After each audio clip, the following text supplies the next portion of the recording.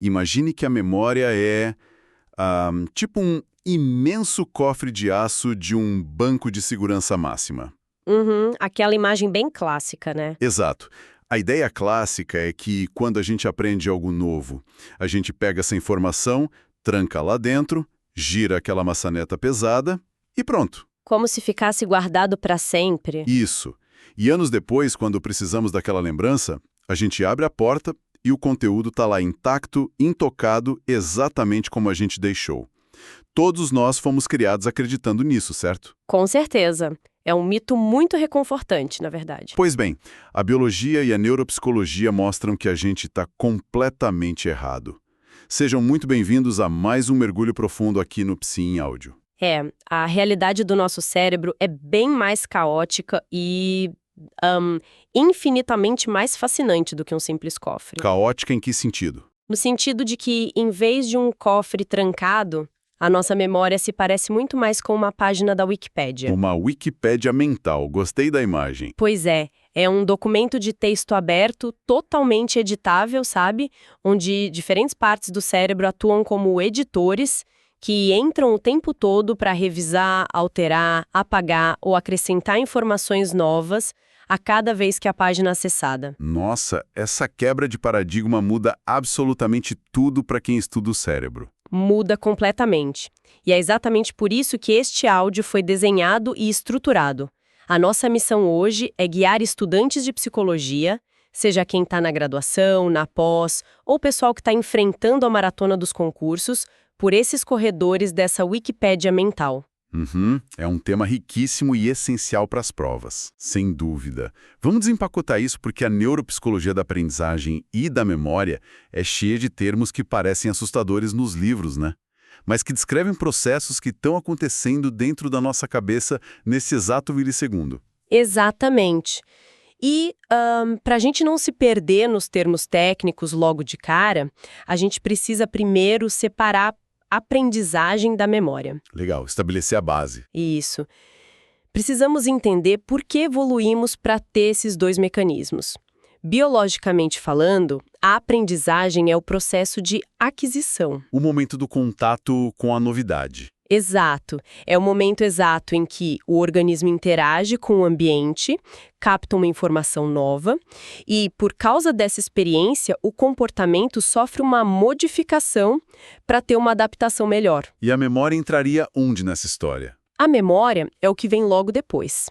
Ela é a infraestrutura do cérebro para codificar, armazenar e evocar esse conhecimento. Trabalho que o cérebro teve, né? Perfeito, para que o esforço da aprendizagem não seja perdido no tempo. Então, assim, a aprendizagem é eu descobrir que o fogo queima e a memória é o que me impede de colocar a mão na fogueira de novo no dia seguinte. É o exemplo perfeito. Mas, voltando àquela ideia da Wikipedia, como exatamente essa edição constante acontece na prática? O fascinante aqui é que a memória reflete uma atividade de reconstrução dinâmica.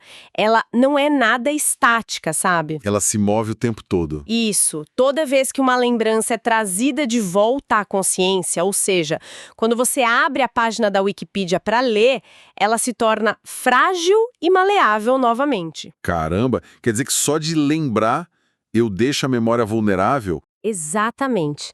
Nesse estado frágil, os elementos do ambiente atual, as emoções que você está sentindo no momento presente e até informações novas podem ser entrelaçadas na lembrança original. Nossa, então, quando a página é salva de novo, ela já não é a mesma de ontem. De jeito nenhum. É um sistema vivo, né, projetado para atualizar nossas previsões de mundo, não para ser um arquivo histórico perfeito de um tribunal. Faz todo sentido do ponto de vista evolutivo, claro. Mas me deixa com uma dúvida sobre a linha de montagem da coisa toda. Pode perguntar. Como é que uma informação crua, que acabou de entrar pelos nossos olhos ou ouvidos, vira uma publicação nessa nossa Wikipédia mental? Qual é o passo a passo biológico? Bem, todos os sistemas de memória do nosso cérebro precisam passar por obrigatoriamente 3 etapas biológicas, tá? A primeira delas é a codificação. Que alguns livros chamam de aquisição ou registro, né? Isso. Os termos variam, mas a ideia é a mesma. E não é simplesmente olhar para algo. O cérebro precisa tratar essa informação sensorial, traduzir isso para uma linguagem de impulsos elétricos e crucialmente, associar isso a um conhecimento prévio. Então, a atenção tem um papel grande aí. Fundamental. É a atenção que filtra o que merece ou não ser codificado. Mas espera, eu leio muitos editais de concursos e sempre vejo o estresse sendo mencionado nessa exata fase. Sim, é uma pegadinha clássica das bancas. Por que tentar aprender um conteúdo novo da faculdade logo depois de, sei lá, uma discussão horrível no trânsito parece quase impossível? O que acontece na engrenagem? Acontece um sequestro químico, literalmente. Quando a gente passa por um alto nível de estresse, crônico ou agudo, antes de tentar aprender algo, o nosso corpo libera cortisol em excesso. O famoso hormônio do estresse. Ele mesmo. E o cortisol afeta diretamente os receptores no hipocampo, que é a estrutura central para a formação de memórias. E o que ele faz lá no hipocampo? Em excesso, ele basicamente desliga a capacidade do cérebro de focar a atenção e registrar o ambiente de forma clara. A engrenagem de registro simplesmente trava. Você lê o mesmo parágrafo 10 vezes e não absorve nada. Nossa, quem estuda sabe bem como é isso. Certo. Então, se a atenção estava boa, sem estresse, e a codificação ocorreu com sucesso, a gente passa para a segunda etapa. Sim, que é o armazenamento ou a consolidação. E aqui a gente precisa entender o mecanismo real, porque não se trata apenas de eletricidade circulando. Tem algo físico acontecendo. Tem sim. Para uma memória passado curto para o longo prazo, o cérebro precisa literalmente construir uma nova estrutura física. Ocorre uma cascata de reações genéticas que resulta em síntese proteica. Proteína. Isso mesmo. O hipocampo manda um sinal para os neurônios começarem a fabricar proteínas que vão fortalecer a sinapse. É como se eles estivessem construindo um andaime entre as células, sabe? Uau! Então o nosso cérebro está o tempo todo fabricando pequenos tijolos e andames de proteína para segurar a estrutura de uma lembrança. É exatamente essa imagem.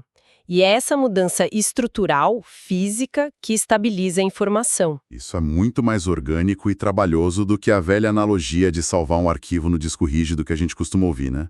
E qual é o terceiro passo dessa linha de montagem? O terceiro passo é a recuperação, que as provas também chamam de evocação ou resgate. É basicamente o ato de navegar por esses andaimes todos e acessar a informação que foi retiva. Trazendo ela de volta para a consciência? Exato. Mas isso me levanta uma questão bem prática do dia a dia. Se o hipocampo é esse gerente dessa obra, responsável por mandar construir esses andaimes todos, o que acontece quando a gente tenta enfiar informações demais ao mesmo tempo na cabeça? Você diz dar aquele gás de última hora. É, tipo, na véspera de uma prova super densa de psicopatologia. Aí, infelizmente, ocorre um gargalo no processamento. O hipocampo tem um limite de velocidade, sabe? Quando o fluxo de informações novas é esmagador, ele simplesmente não consegue processar os dados para estabelecer as associações adequadas com o que a gente já sabe. É tipo jogar material na obra sem os operários darem conta? Perfeito! É como se os operários não soubessem onde encaixar tanto tijolo e o material acaba sendo descartado, não consolida. Mas, para compensar, o cérebro tem um atalho para coisas urgentes. No atalho. E quem gerencia isso? A amígdala. Ah, a estrutura das emoções? Exato. A amígdala funciona como um selo de urgência. Se uma experiência tem uma forte carga emocional... Seja um medo terrível de um assalto ou uma imensa alegria de passar no concurso. Isso, qualquer emoção intensa. Nesses casos, a amígdala secreta neuromoduladores que gritam para o hipocampo. Olha, isso aqui é questão de sobrevivência. Construa esse andaime de proteínas agora e faça ele ser muito resistente. Caramba, que sistema incrível! É por isso que memórias com alta carga afetiva são consolidadas de forma muito mais rápida e eficiente sem precisarem daquela repetição chata dos estudos. É brilhante como o sistema otimiza o que é vital para a gente não morrer. Agora, se a memória de longo prazo é essa biblioteca gigante construída com andaimes de proteínas, onde é que as informações ficam antes da decisão de construir tudo isso? Boa pergunta. É aí que entra aquele gerenciador de tarefas do cérebro. Perfeita transição. Antes de ir para a memória de longo prazo, a gente tem as memórias temporárias. A mais breve de todas é a memória sensorial. Essa dura quanto tempo? É questão de milissegundos a, no máximo, alguns poucos segundos. Ela funciona como um retentor inicial de percepção só para dar continuidade à nossa experiência do mundo. Tipo quando a gente olha para uma lâmpada, fecha o olho e a luz ainda fica desenhada na retina por um instante mínimo. É exatamente isso. É a memória sensorial atuando, mantendo o rastro do estímulo. Entendi. Mas a grande estrela das provas, o conceito que o estudante de psicologia tem que dominar de trás para frente, não é essa sensorial, né? É a memória de trabalho, ou operacional. Sem dúvida alguma. E a memória de trabalho não é apenas uma sala de espera passiva onde a informação fica sentada aguardando. Ela é uma bancada de operações. Uma bancada? Como assim? É um sistema que armazena informações temporárias, sim, na casa dos segundos ou minutos. Mas a mágica é que ele permite a manipulação desses dados para a gente conseguir raciocinar, compreender a linguagem e resolver problemas. E como essa bancada é organizada? Porque eu imagino que manipular o som de uma palavra estrangeira seja bem diferente de manipular a imagem mental de um trajeto no mapa, por exemplo. É bem diferente e o cérebro separa isso. O modelo mais clássico e aceito para explicar essa estrutura é o modelo de múltiplos componentes de Baddeley. Ah, o famoso Baddeley. É figurinha carimbada em concurso. Totalmente. E, em vez de decorar termos vazios, vamos pensar nesse modelo como um pequeno escritório dentro da nossa mente. O chefe desse escritório é o executivo central. O chefe de tudo. Isso. É ele quem aloca a nossa atenção, decide o que é prioridade e coordena o fluxo de informações. Mas tem um detalhe. Ele não guarda informações sozinho. Para isso, ele tem seus assistentes. Deixa eu adivinhar. Assistentes especializados em tarefas diferentes para o chefe não surtar com o volume de dados. Exatamente. O primeiro assistente é a alça fonológica. O trabalho dessa alça é lidar exclusivamente com informações verbais e sonoras. Traz um exemplo prático disso. Sabe quando a gente precisa memorizar um número de telefone novo e fica repetindo os dígitos mentalmente, em voz alta dentro da cabeça, várias vezes, para não esquecer até anotar no papel? Nossa, o tempo todo. Então, é a alça fonológica que está trabalhando em loop ali. Entendi. E eu imagino que o segundo assistente lide com o lado visual da força. Correto, é o esboço visoespacial. Ele cria, retém e manipula imagens visuais e informações de espaço. Tipo, se alguém me perguntar quantas janelas tem na fachada da minha casa. Exato! A gente forma a imagem da casa na mente e vai contando as janelas imaginárias. O esboço visoespacial é a tela onde a gente projeta isso tudo. Fascinante. Olha, eu entendo manter as coisas separadas. Som de um lado, na alça fonológica, imagem do outro, no esboço visoespacial. Mas, no mundo real, as experiências não são tão divididas assim. Como assim? Por exemplo, quando assistimos a um filme, ou quando ouvimos um paciente relatando um trauma clínico com expressões visuais intensas, som e imagem estão perfeitamente sincronizados na nossa frente. O chefe não fica confuso recebendo dois relatórios separados dos assistentes? Foi exatamente essa lacuna na teoria que levou à adição de um quarto componente no modelo do Baddeley alguns anos depois. O retentor episódico, ou buffer episódico. E o que ele faz? A função dele é ser o grande integrador. Ele pega os sons da alça fonológica, as imagens do esboço visoespacial e cruza tudo com informações que a gente já tem lá na nossa memória de longo prazo. Para criar uma cena única? Isso, para criar uma cena coesa, contínua e consciente. Ele costura as diferentes mídias em um único episódio temporário. Aqui é que a coisa fica realmente interessante. Vamos levar essa bancada de operações para a realidade de quem está ouvindo a gente agora. Vamos lá. Imagina que o estudante está lendo um texto acadêmico super denso, precisando fazer anotações e ainda tentar relacionar isso com uma aula que teve na semana passada. A gente sempre escuta falar que a memória de curto prazo tem um limite físico muito apertado, né?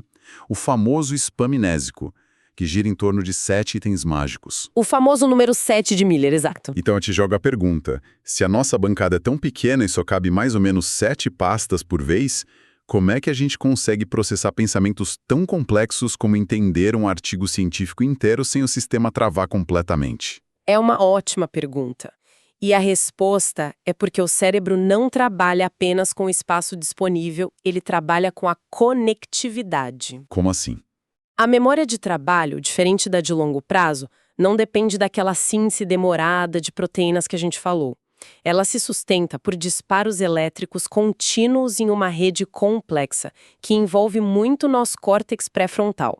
E a grande sacada para burlar esse limite de 7 itens é um mecanismo chamado de chunking ou agrupamento. O que seria isso na prática? Como funciona esse chunking? O executivo central pega várias informações pequenas e soltas e as agrupa em blocos maiores que tenham algum significado prévio. Dá um exemplo para a gente visualizar. Claro, tentar memorizar a sequência de letras C, A, S, A, P, S e I exige 7 espaços da memória de trabalho, né?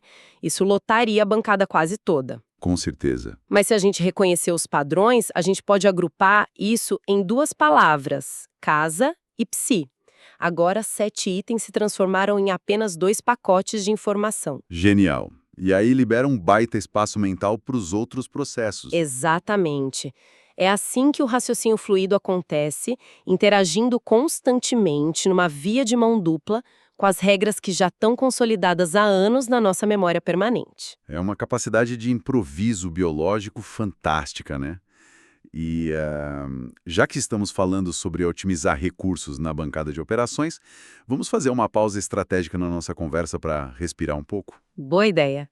Se essa dissecação minuciosa dos conceitos está ajudando a organizar as ideias para sua próxima prova da faculdade, exame de ordem ou concurso, aproveita este momento para dar um like neste áudio. Isso ajuda demais os algoritmos a recomendarem esse material para mais estudantes de psicologia que estão lutando com essa mesma matéria. O apoio de quem escuta faz toda a diferença. Com certeza.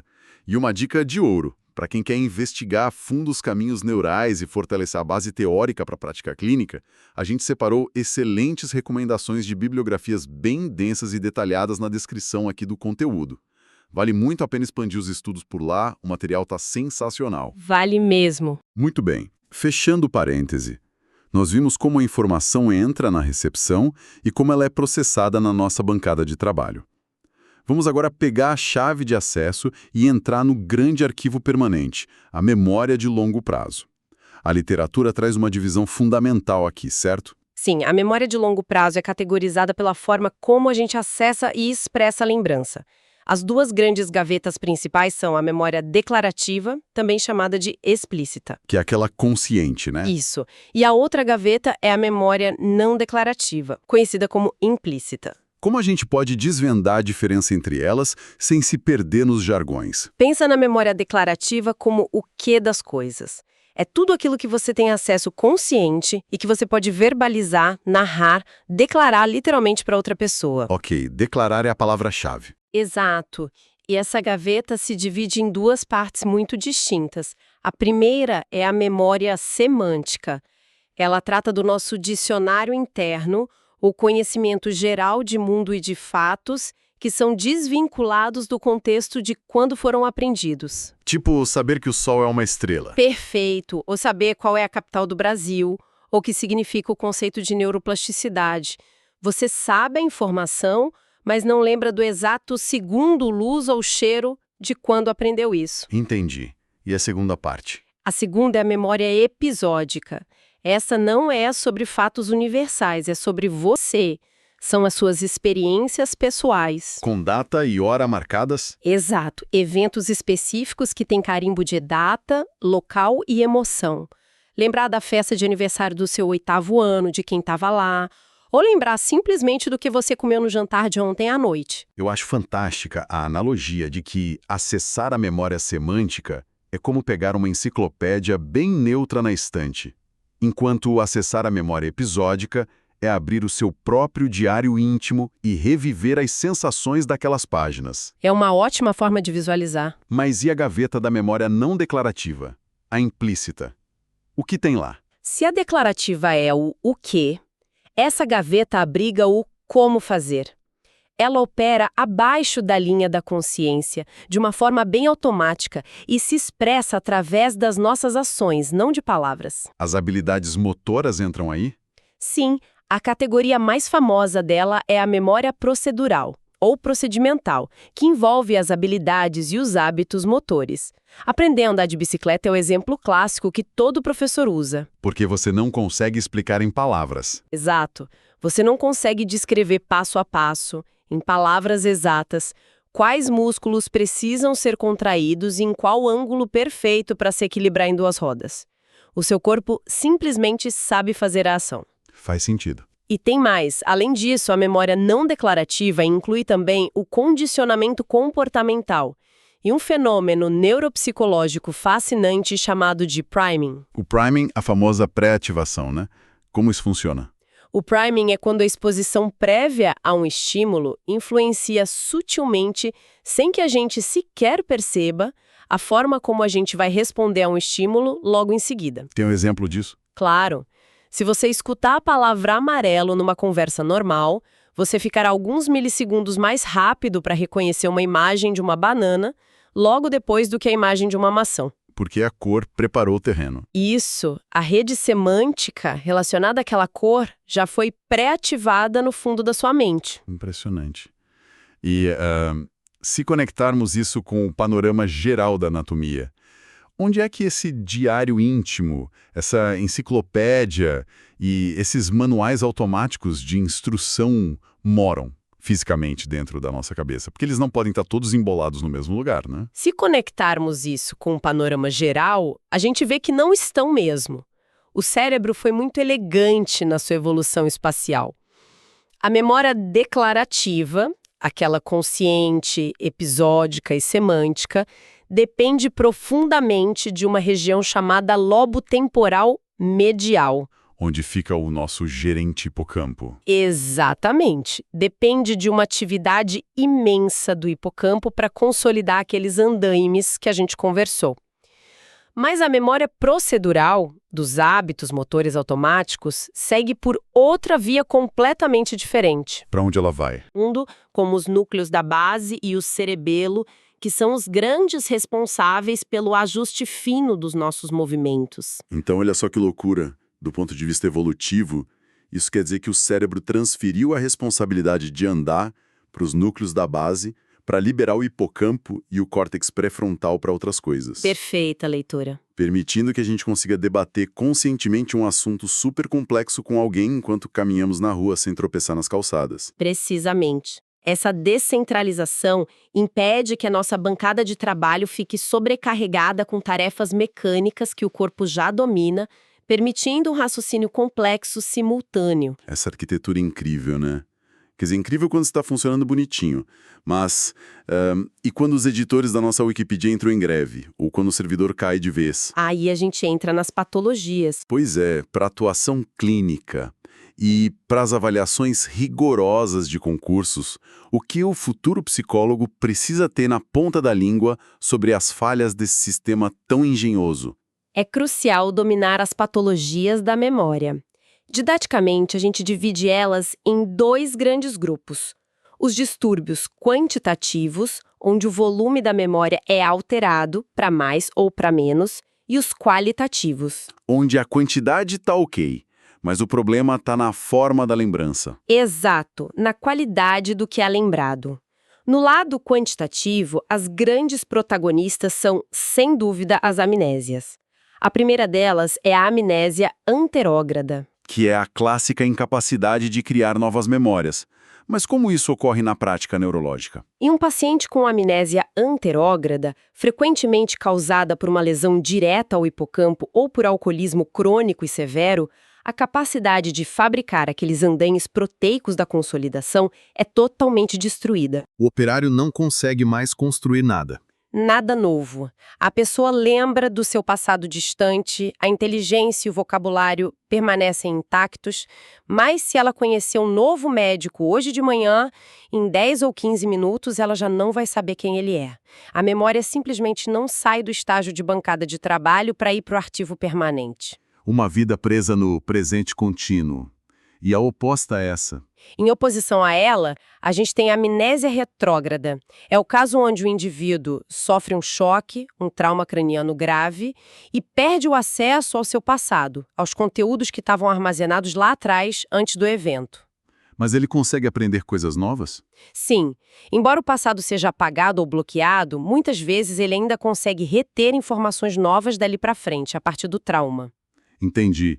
E a amnésia lacunar? Por que ela aparece tanto nos plantões de emergência psiquiátrica e hospitalar? Essa é bem comum mesmo. Ela é uma perda extremamente focalizada. É muito comum o estado de intoxicação aguda por substâncias, convulsões severas ou surtos psicóticos agudos. Apaga um pedaço específico. Isso, há uma perda de registro que apaga um intervalo bem delimitado de tempo. Por exemplo, a pessoa não lembra absolutamente nada de uma janela de 4 horas na noite anterior, mas lembra do que aconteceu antes e depois. Fica um buraco, uma lacuna isolada na continuidade da consciência dela. Perfeito. Esses são os quantitativos. E sobre o lado qualitativo? Quando o cérebro distorce os fatos ativamente. As distorções revelam de forma bem nua e crua aquela natureza maleável da Wikipédia que a gente discutiu lá no começo. A primeira distorção importante é a alumnésia. A ilusão da memória. Exato. Na alumnésia, um evento real, de fato, ocorreu no mundo, a pessoa esteve lá e viveu algo. Mas por influências de uma forte carga afetiva ou por algum viés cognitivo intenso, o cérebro reconstrói a lembrança com detalhes profundamente distorcidos. Então tem uma semente de verdade ali. Tem, o núcleo da história é real, aconteceu, mas o preenchimento da página é ficcionalizado pelo indivíduo sem que ele tenha a menor intenção de mentir para você. O segundo nível, que é bem mais agudo, é a paramnésia. Que é a alucinação minêmica. Se a ilusão altera o que é real na alumnésia, a alucinação cria a partir do zero absoluto. Exato, cria do nada. Na paramnésia, a situação narrada nunca aconteceu em nenhum momento. É um fato puramente criado, fabricado pela mente, mas a convicção do sujeito é inabalável. Ele sente todas as emoções vinculadas àquela narrativa como se ela tivesse ocorrido na realidade concreta. Nossa, deve ser impossível convencer a pessoa do contrário. Totalmente. Não é possível convencê-lo do erro por vias lógicas simples, ele acredita piamente naquilo. Olha, isso levanta uma questão importantíssima de fato e que se tornou o centro do debate contemporâneo na psicologia forense. A psicologia do testemunho, né? Isso. Eu peso muito no ambiente do direito penal e nas oitivas judiciais. Nós vemos o impacto colossal que esse mecanismo reconstrutivo tem quando a gente lida com depoimentos. Sem dúvida. O fenômeno das falsas memórias, muito estudado pela Elizabeth Loftus, é uma consequência direta do que a gente abordou hoje. Pensa na cena de um interrogatório severo numa delegacia. Pressão lá em cima. O indivíduo está sob um estresse brutal, o cortisol dispara no sistema todo, as frequências respiratória e cardíaca disparam. Lembra do que a gente falou que acontece com a codificação sob alto estresse? O cortisol devia o hipocampo, a pessoa não foca direito. Exato, a atenção afunila e perde detalhes periféricos que seriam vitais. E aí, durante perguntas que são muito indutivas ou sugestivas por parte de quem interroga, o cérebro tenta desesperadamente preencher as lacunas daquilo que não foi bem codificado. Usando a imaginação ou a sugestão do policial. Sim, a memória da testemunha é editada ali mesmo, na sala da delegacia, e salva de novo com a nova informação. Que perigo. Muito.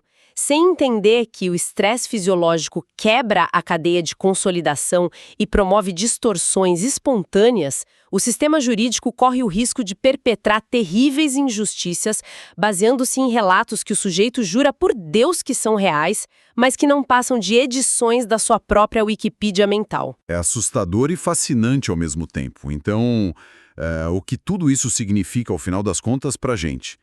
Significa que a neuropsicologia nos prova por A mais B que aprender e lembrar não são atos passivos de gravação. Nós definitivamente não somos câmeras de segurança. Longe disso. A cada novo conteúdo estudado para as provas, a cada novo hábito motor ou a cada paciente atendido na clínica, nosso cérebro se engaja na mais pura neuroplasticidade, reestruturando suas sinapses fisicamente com aqueles andaimes de proteína. É um trabalho constante de reconstrução. A nossa memória é um sistema vivo, imperfeito, reconstrutivo, que edita as nossas crenças e amarra toda a nossa identidade como sujeitos. E saber como o estresse prejudica a codificação ou como as emoções ancoram a consolidação lá na amígdala não serve só para marcar o X certo na prova de concurso, né?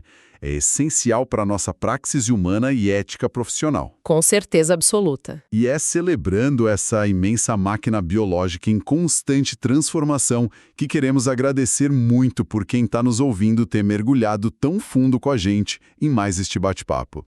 Não deixe de se inscrever no canal e ativar as notificações para não perder nada. Os nossos próximos áudios vão trazer ainda mais densidade e claridade sobre o universo fascinante da mente humana e da nossa profissão. Foi ótimo. E antes de finalizarmos com a mente apenas voltada para o que já passou, eu quero deixar uma última provocação para quem nos acompanhou até aqui. Manda bala. Nós gastamos este tempo todo hoje falando da memória que retém o passado, as regras do jogo, a enciclopédia do mundo e os traumas antigos. Mas há um tipo de memória muito subestimado e pouco falado chamado memória prospectiva. Prospectiva? De futuro? Isso mesmo. É a nossa capacidade biológica de lembrar de fazer algo no futuro. Como projetar a imagem mental de nós mesmos desligando o forno daqui a 1 hora para o jantar não queimar. Interessante. Fica a reflexão de ouro. A gente passa a vida toda sentindo que a nossa memória é uma âncora pesada, nos fixando lá no que a gente já foi. Mas e se, no fundo, todo esse imenso sistema neuropsicológico de reter e editar o passado for, na verdade, a principal ferramenta evolutiva que o cérebro tem para simular, planejar e garantir a nossa sobrevivência lá no futuro? Um excelente ponto para a gente quebrar a cabeça até o próximo programa. Sensacional. Até lá, pessoal!